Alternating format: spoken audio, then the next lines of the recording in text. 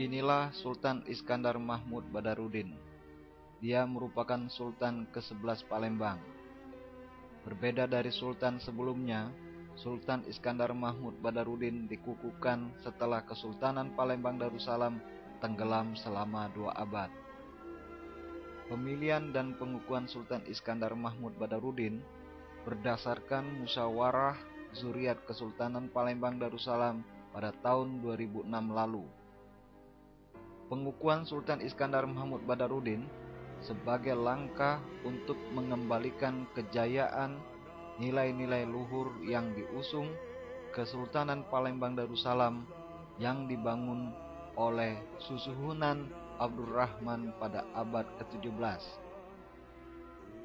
Sebelum maupun sesudah menjadi Sultan Palembang, Sultan Iskandar Mahmud Badarudin banyak membangun komunikasi budaya dengan para pemimpin adat nasional maupun dari negeri jiran, serta mengkonsolidasikan kekuatan adat masyarakat Palembang dan Sumatera Selatan.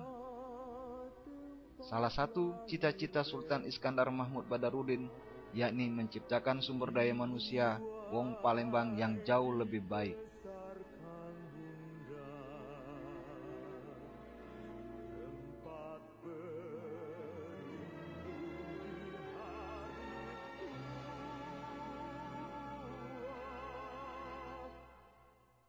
Sampai